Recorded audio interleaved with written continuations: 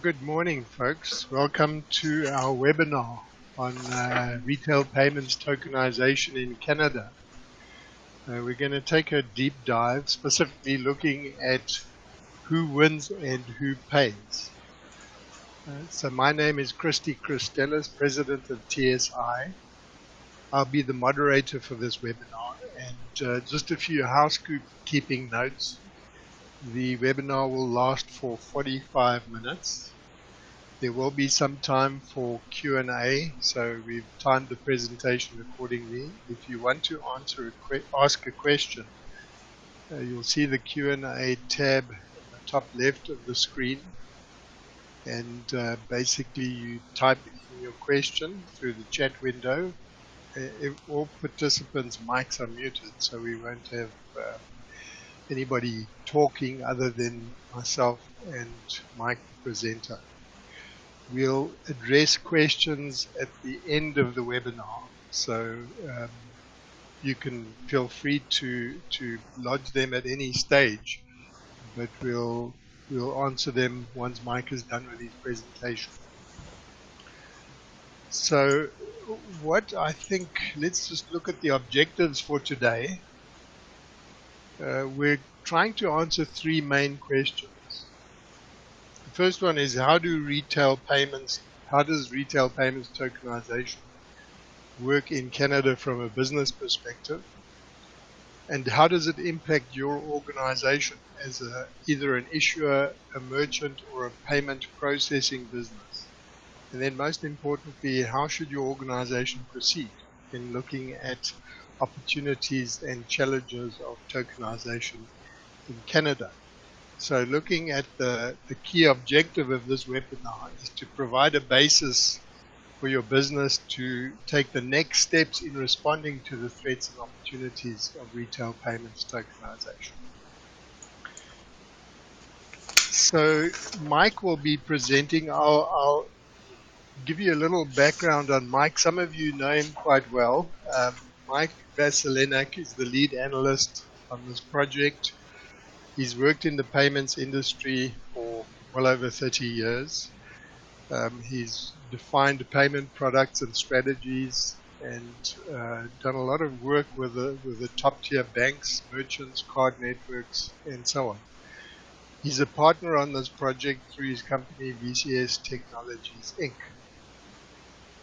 So looking at the methodology for the study, there was obviously a lot of desk research that went into it. Mike also interviewed people from across North America, US and Canada. Even though the focus is specifically on Canada, there was an important US component. The market section is built on the Canadian payments forecast, which is produced by TSI every year, as well as the Canadian Consumer Payments Survey. So looking at the specific focus of the webinar, we're looking at what the business implications of retail payments tokenizations are for merchants, issuers, and processors, especially in the light of the tokenization programs of the card networks like Visa, MasterCard, and Interac. Now, before I hand over to Mike, we'd just like to conduct a brief audience poll to essentially look at what kind of exposure you've had to tokenization at this stage in your careers. So it's a series of questions. Please select all the answers that apply. There may be one or more that are relevant to you. So we'll just give people a few minutes, a minute or so to answer the poll, and then I'll hand over to Mike.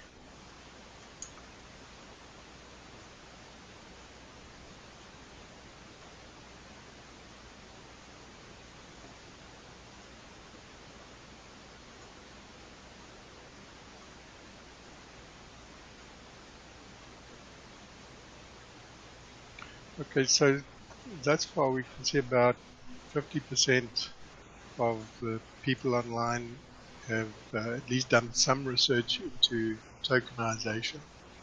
and there are a couple of people that have worked on tokenization implementation projects. Just to share the results with everybody online. There you can see them. So with that, let me hand over to Mike. Take it away, Mike. All right. Thank you, Christy. Let's get started. And here's the starting slide. We have a lot to cover. That is the statement that tokenization can change the world of retail payments. That's a pretty big statement. By the way, we're presenting right now in the middle of a good old-fashioned Canadian snowstorm. So if I use a lot of snowstorm and blizzard analogies in the presentation, you'll have to forgive me. So tokenization will change the world of retail payments. And the reason tokenization is so important is because it is a good idea. Okay, the U.S. Federal Reserve has done a lot of work on looking at taking a squinty-eyed look at retail payments tokenization, particularly in the United States. And as they say, that the degree to which tokenization creates a lower value number in replacement for the higher value PAN is a degree to which tokenization is a step forward in lowering the risk in the inevitable security failures that occur in tokenization. All right? So tokenization is going to change a lot out there because it is such a good idea. Well, what's it going to change? Well, it looks like from the attendees of this webinar that there's a level of experience in payments in the world. Here's the four-party model that we all know and love. Our contention is that four-party model is in fact turning into a six-party model, and that tokenization, as being implemented particularly by Visa, MasterCard, and Interac, is a large step forward in this change in the payments ecosystem. Okay, there's two additional parties to the payments model, what we call additional intermediaries at the front side and intermediaries at the back side. Intermediaries at the front side, you know, the fifth party to the model. An obvious example there would be the mobile wallet providers. All right, they sit between the account holder and the merchants. So, and they play a key role in tokenization.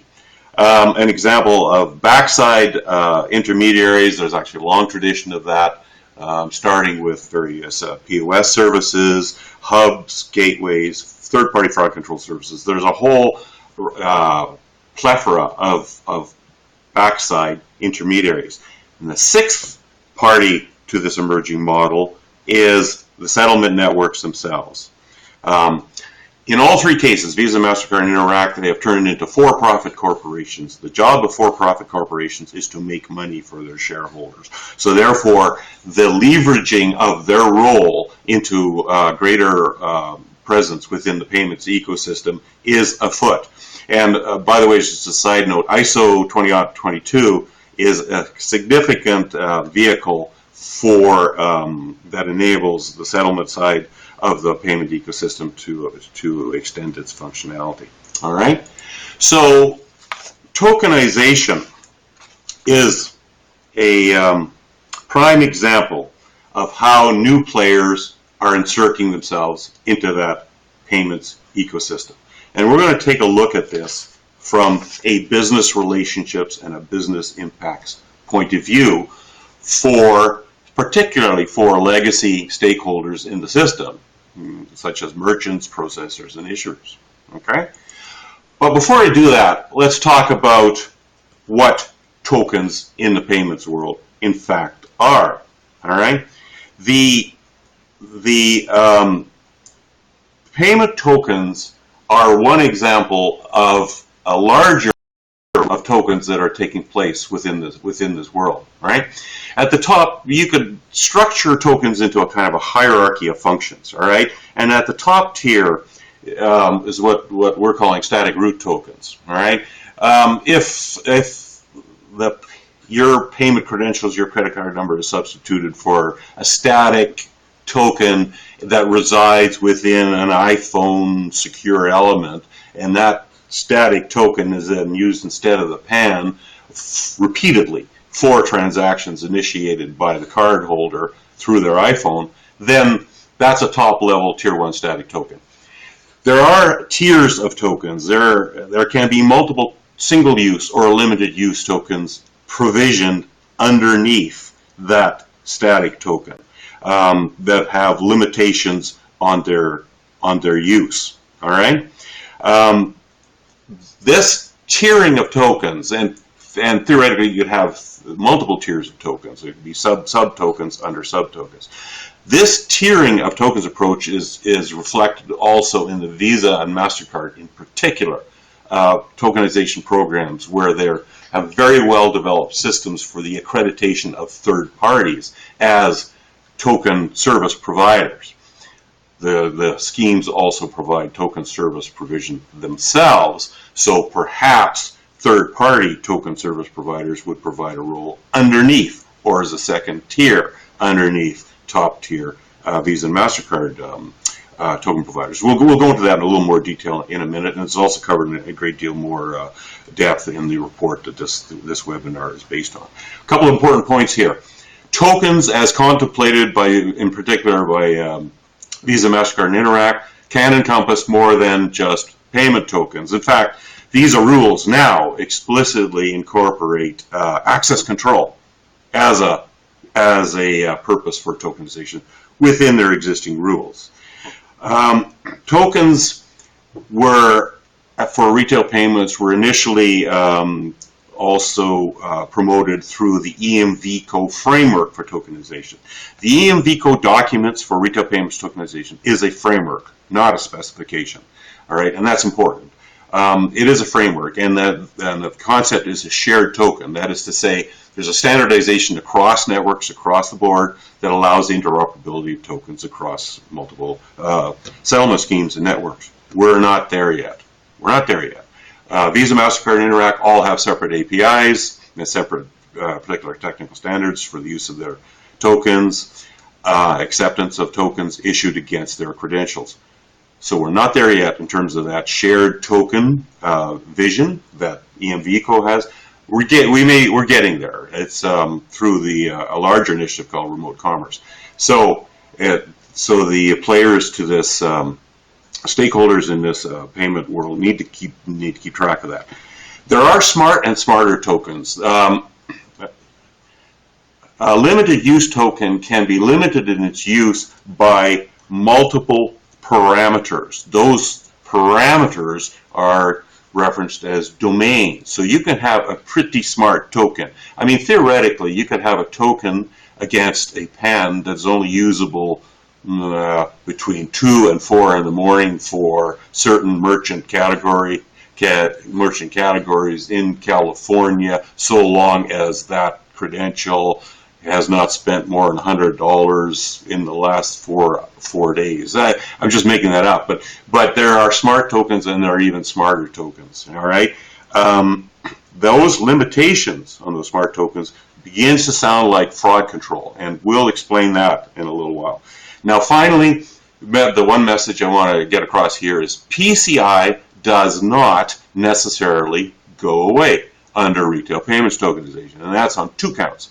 Number 1, PCI has the concept and the categorization of tokens between reversible and non-reversible tokens. Non-reversible token would be, say, a token number that's generated to substitute for the PAN in processing, and that number has been generated randomly. It's a random number generation. It's not reversible back to the token. Or a token can be reversible in the sense that the token number is derived by formula. Guess what? From PCI's point of view, if it is reversible, it is still subject to security compliance requirements under PCI. Secondly, PCI's position on this has been that tokenization is an important part of a larger secure environment that players in the payments ecosystem need to follow. So PCI does not necessarily go away. So we have a hierarchy of tokens and token types that extend to beyond payments and include varying levels of, if you will, smartness. Now, I see that the majority of attendees to this webinar have looked at tokenization at some level. So I'm going to go through these slides very quickly because we want to get to the meat of the business impacts on stakeholders of retail payments tokenization. So you'll see that in these diagrams, the dark green circles are the stakeholders that are actively involved in this particular process. And the arrows between them are not so much a technical process as they are a business relationship, a statement of a business relationship. Okay? So we're going to do a high-level walkthrough of this. Obviously, when an account holder initiates a transaction, a token has to be requested from a token service provider by one of these new intermediaries, a token requester. Now that can be done ahead of time, like we talked about static tokens residing in the iPhone secure element. That can be done ahead of time, or it can be done in response to initiation by the account holder. All right, and then the token requester requests a token from token service provider. Well, you know that if you've read articles on this. So what? So what? It means that the token requester has a very close relationship with the account holder before the merchant ever sees the transaction. All right, and you can bet that the token requester can leverage that into additional functionality, right? Particularly given the power of tokens, all right, including coupons, loyalty points, and that sort of thing. From a provisioning point of view, and I'm really careful here to say that TSPs then provision a token in response to the token request, all right, on the basis of rules that are set by the issuer, the original issuer of the credentials, all right. From my point of view, TSPs do not issue tokens. They provision tokens under issuers' rules regarding the issuance of payment credentials, all right. So those tokens and their level of smartness, the limitations that are put on the usability of that token in the retail payments world are set by the issuer. The issuer is ultimately responsible for that by putting limitations on the usability of that token. Now that's not to say that the issuer can't outsource that capability, say back to the TSP, right? But they remain the ultimate responsibility there. And there are some additional data fields associated with that, and we'll get into that in a second. And again, the report goes into a lot more detail on this. So what? Well, again, now we have the issuer and the token service provider generating a very close relationship. And there are precedents for this out there. For example, service bureaus developing deeper relationships with the issuers for EMV. So there is evolving closer relationship there. Now, when you think about that, if Visa and MasterCard and Interac provide the leading TSP service out there, now we have the settlement network in a more dynamic relationship with the issuer. Okay, the third and last major process that we want to talk about here is that the token is then processed the same way the PAN would have been tokened. We all know that. We read those articles, yes? Because it's got the same format. So the processor doesn't see change when they process the transaction as it's got the same format as the underlying PAN. However, the token then has to be converted back to the PAN for settlement by the settlement network. All right? So what? Okay, so now you have a token service provider providing an intermediary function between the processor and the settlement network. All right? And the issuer is kind of along for the ride. Now, Canadian banks recognized this challenge. In 2015, the Canadian banks put out a position paper on mobile payments that said that they were the best positioned to provide security for mobile payments. In 2016, Interac was deep into its tokenization and TSP development. And in 2016, Payments Canada revised its rules regarding debit to encompass tokenization. So that's the challenges to the role of the issuer here has already been recognized in the Canadian infrastructure. All right? So let's talk about some of the impacts that all this has on legacy stakeholders. Again, you'll see that the dark green dots are the entities in the new six-party model that are impacted by this particular characteristic of tokens. Now you may notice there that the only stakeholder that has kind of a shaded dot there is a processor, because there's quite a debate around whether or not the processors is in fact impacted by the new data that tokens represent. Let's talk about that. The tokens create additional data fields. That's just a fact, all right? Tokens have token IDs. Requesters have requester IDs. Tokens have expiry dates. Tokens have a life cycle. Again, this is covered more detail in the report. Token life, so we've identified approximately 22 to 25 life cycle stages in a retail payments token. And this comes from an analysis of the Visa, MasterCard, and Interac APIs and what they're looking for in support of their tokenization programs. All right? So tokens have a fairly complex life cycle. This all generates business data. Tokens come with something called assurance data. This is the issuer's statement as to the level of confidence they have that the credentials underlying that token are valid. All right? So there's, I think, 2 additional data fields associated with that level of assurance data. All right? So does that have an impact on legacy stakeholders? The pitch is to merchants is, you know what, you don't have to make a change because, I mean, for goodness sake, it's the same, once you get a tokenized transaction, it's the same format as the good old PAN, so you don't have to make changes to your system.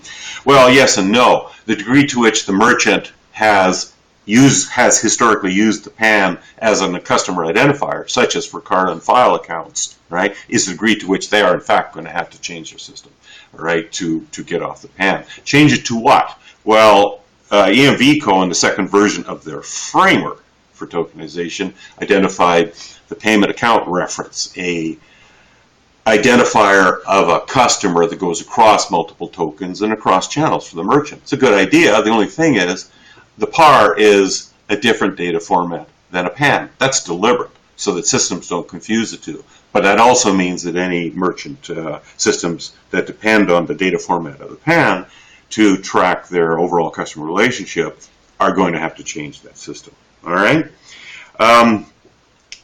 Issuers. Issuers, as we talked about, are responsible for these setting domain limitations. Again, they can outsource that. And for presenting assurance levels as to the level of assurance as to the validity of the credentials underlying that token. All right? Those are additional data demands placed on the issuer side. That's not trivial because we're talking about potential impacts on the core payment systems with the banks. The banks then have to look at their outsource strategy for that. I'm going to really quickly, processors. We're hedging a little on this. There is a debate as to whether the processors will have to change, have any operational system impacts as a result of tokenization. The pitch out there is that they won't, because again, it's the same format. I think processors need to carefully look at that. Companies, my companies in the past that process transactions in real time, I know my operation folks would say that anytime more data has to go through it, whether we manage it or manipulate it or not, is just an overhead, a pain in the neck, has to be secured. So whether or not processors are impacted by that depends on the processor's system architecture, their token service providers architecture and the architecture of the interface between the two. So that needs to be carefully looked at. Compliance. Let's talk about compliance. Again, these are the entities that are impacted by new compliance rules associated with tokenization. Those are the legacy ones, right? And again, the pitch out there is that merchants should not have to suffer additional compliance impacts. Again, as I said, with PCI does not necessarily go away. So that's number one. Number two, regardless of that, merchants must enroll in network scheme tokenization programs. And merchants must establish relationships with multiple requesters. Now, merchants accepting Apple Pay, the tokenization capability comes along with that, right? But again, with the models from Visa, MasterCard, and Interac regarding the ability to, Visa, MasterCard in particular, because they're very good at this, accrediting third parties, say as token requesters, the impact on merchants is to make sure that they have a relationship with the requesters they need in order to get to marketplace. All right, I would suggest that that's a compliant cost. Processors must be accredited with the TSPs they want to work with. All right, I would call that a compliance cost. Issuers must enroll their bin ranges that they want tokenized with the applicable network tokenization programs. Issuers must also be accredited by the TSP, right, that they want to work with. Issuers must also be certified by EMV Co. if they're going to issue PARs. Remember those payment account references that can be used by parties to the six-party model instead of the PAN. Okay, so there's impacts that need to be looked at very carefully from legacy stakeholders. Okay, I'm going to say it again. Tokenization is a good idea. It's a good idea because it lowers the risk for payment fraud. The problem with good ideas that lower the risk is that those entities, the payments ecosystem, that therefore do not implement that good idea may be considered the weak link in the chain. Yes? For example, EMV. The Visa and MasterCard are really good at shifting liability shift to merchants, you know, if they don't support EMV. Really good at that. So is there any thought that merchants that fail to support tokenization will have a liability shift? No, not yet, but watch that space. I'm not suggesting we have any inside information one way or another. I'm just saying that if tokenization is such a good idea, which it is, then those entities not supporting it may be subject to further impact. All right. Tokenization security and risk management is a big issue for token service providers. They are the nexus where the PAN is turning into one or more tokens, and they're the nexus where those tokens are converted back to the PAN. Talk about a honey point or a single point of failure for hacking. TSP secured databases that map between the tokens and the PANs, called vaults, have already been subject of hacker attacks. Okay, talk about a single point of security failure, right? So TSPs need to be very seriously looking at tokens. And again, as I said, issuers continue with having responsibility for managing the risk of the usage of their credentials for retail payments. All right, and the assurance level that associated with a token for that an issuer is willing to state that says that those credentials are being validly used has everything to do with, and some of you folks may have seen this in some of the white papers you looked at, has everything to do with how that issuer's onboarded that account in the first place. Talk about going to core issuer processes. All right? So I would suggest that risk management responsibilities apply to all those stakeholders. Final component here and some of the business impacts associated with tokenization for legacy stakeholders. All right? There are new stakeholders in the game. All right, we talked about that. Token requesters, token service providers, there's new functions. All right, these new entities aren't charities. They're in a business. They need to make money. They have costs. Okay, so those costs have to be covered somehow by somebody at some point in the process. All right, so there are costs here that can be incurred. I think we've talked about this quite a bit in terms of merchants. Do requesters currently charge for their token requesting services? No, but watch that space. We talked about conversion costs for card on file databases and merchants. Now, interestingly enough, Visa and MasterCard both have offerings out there to their merchants, offering professional service programs for conversion of the merchants' PAN-based systems to PAR-based systems and in implementation support for tokenization. I'm pretty sure that those services are not free. So there are costs associated with that. We talked about the potential for processors to incur additional costs. It really depends on the architecture and the approach there. If nothing else, legacy proprietary token services offered by, for example, Canadian acquirers and processors are obviously under threat, right? So even if there is an additional operational cost, there is a loss of revenue costs associated with that. And I talked about potentially significant issuer costs if you're going to leverage tokenization and the ability to set limits on the use of tokens as a new fraud control tool. This is very powerful as a new fraud control tool. However, we're talking core system changes here, and that is not trivial. All right, so I'm going to start summing this up a little bit. Tokens are high stakes for incumbent payments stakeholders. All right, we talked about this. From an account holder point of view, obviously you and me as Joe and Jane purchaser, we can see that if all the other parties do not see our actual PAN and have this limited use token, we're feeling more secure about providing those say purchasing from mobile merchants, right? The merchant has less risk, does have less risk, and can present themselves as more trustworthy to accept payments. This is particularly important for mobile merchants, given the ongoing challenges for mobile payments acceptance out there.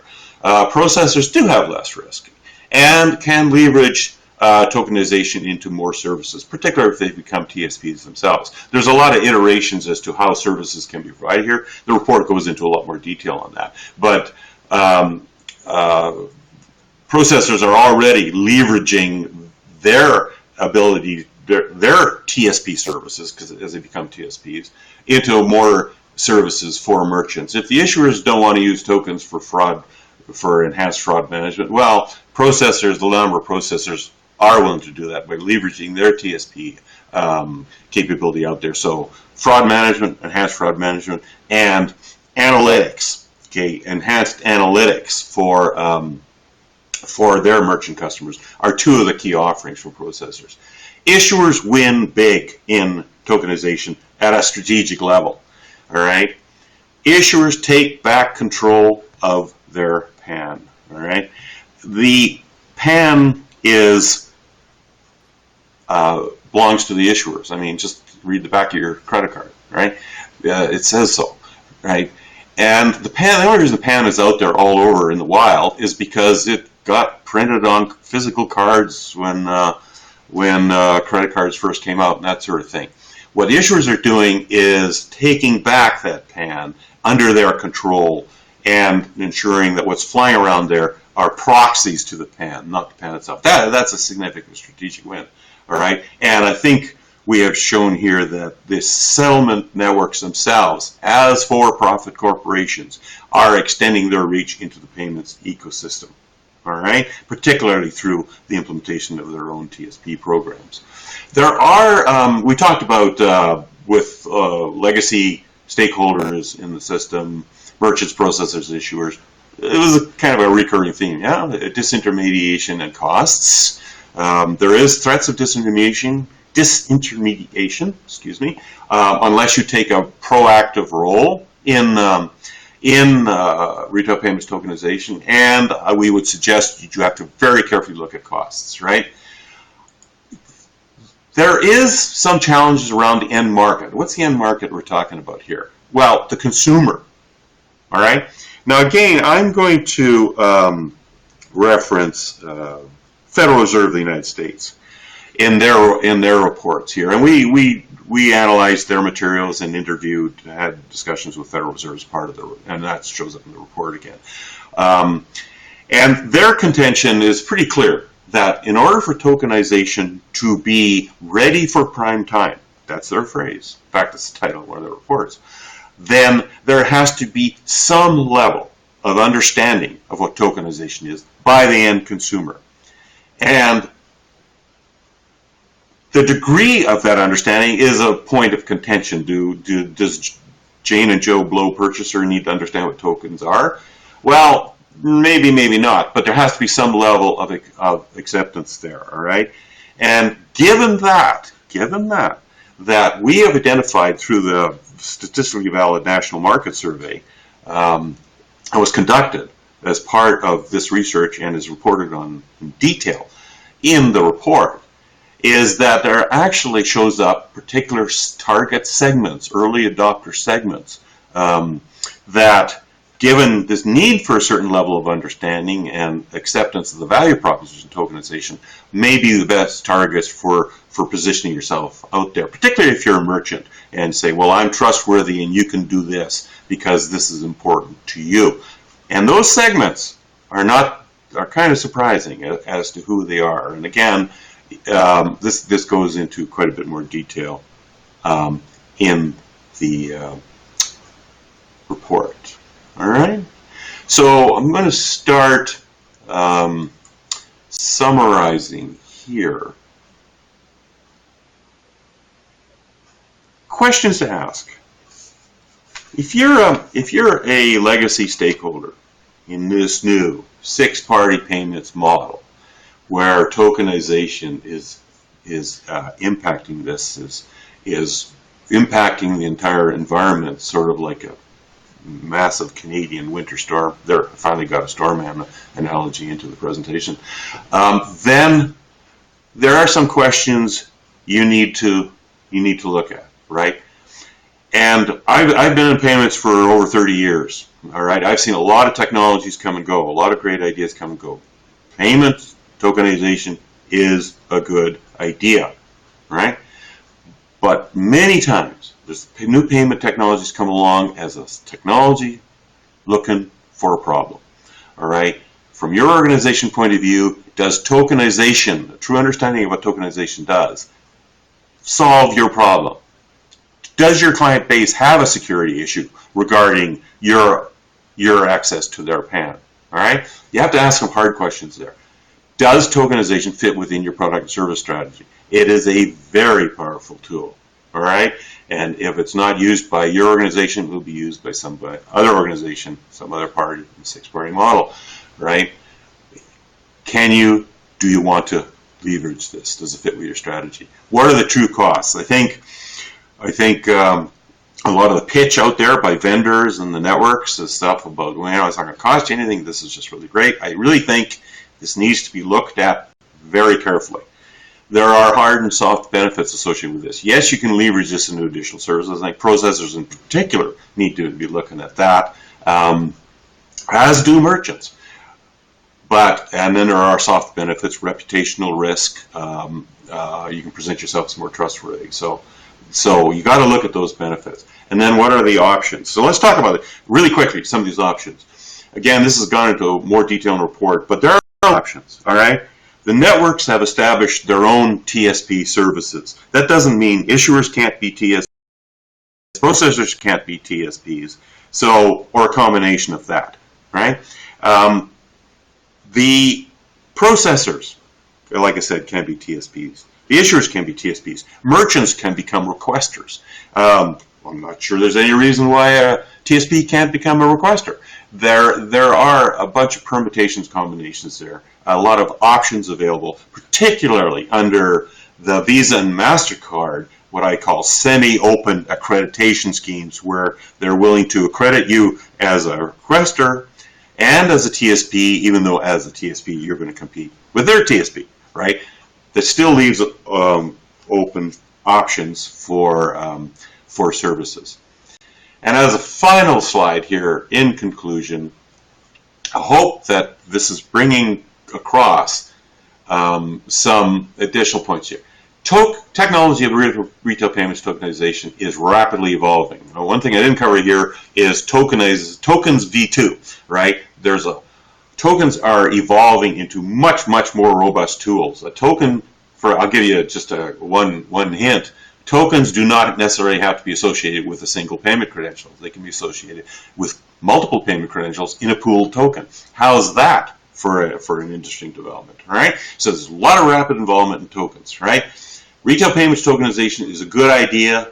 It needs to be pursued by all the benefits. You need to look at your direct and indirect costs in that. Don't just take what the pitch says. You have to look at that carefully. It can impact your role in the six-party model. The end-user market perception, if the particular for merchants, is not clear, that needs to be looked at in more detail. And retail payments stakeholders need to understand that there are both threats and opportunities here. And there's a decision trees, and in the report this is talked about. We have decision trees for issuers, merchants, and processors as to the series of decisions you need to take for deciding how you want to respond, or if you want to respond to retail payments tokenization with your services. All right? So with that, I'm going to turn it over back to Christy to conclude. Christy? Thanks, Mike. That was great. We've got 3 minutes left, so maybe we can fit in 1 or 2 questions before we wrap up. So one of the questions was, could you talk a little bit about the potential market for tokens in, say, Canada? Okay, that's a really good question. All right, the fact of the matter is, I think you can see from the webinar, you can issue multiple tokens. You could issue tiers of tokens against a single PAN. In other words, we can be talking an awful lot of tokens out there. Can that be monetized, right? Because it's a huge number of tokens out there. I talked about some of the service charges and potential charges, but let me say this: when Visa and MasterCard were first developing their tokenization programs, they both had schemes to charge on a per click basis, or on a click basis, a unit basis for token services. MasterCard in particular thought up all sorts of parameters on how they could charge issuers by token decline, by token life cycle change, all that kind of stuff. Definitely try to monetize this out of the gate. All right, that has been conditionally waived by Visa and MasterCard. Is this what I said? Conditionally waived. In other words, not eliminated, waived. Will it come back? Don't know. Watch that space. Conditionally waived. That is to say, issuers are not going to be dinged token services from the scheme TSPs so long as you're processing through that network, whatever that means. There is great potential. There is potential for monetizing this because there's a huge number of tokens that get involved as this gets going, and that's a moving target in terms of how that's going to be monetized. Okay, do you think we can sneak one more question in about security? Regarding sensitivity as to which country the token vault is, are there some issues around that, specifically from a Canadian point of view, where the token vault might be in the States or Korea or wherever? Yeah, another good question, and this directly comes out of the market survey that we did as part of this research. The Canadian specific market survey we did out of this research. Tokens at a high level to a consumer are a good idea. I mean, thank goodness my credit card number is not flying around. It's just some other number. That's great. However, when you start looking under the reeds about this a little bit, and start understanding that, well, okay, but this is converted back to a PAN by some entity out there, which I don't know who that is, and they're on a database which is operating God knows where. Why would Visa tell anybody where their vault is located, right? All of a sudden, you get less comfort associated with the idea of tokenization from the end consumer market.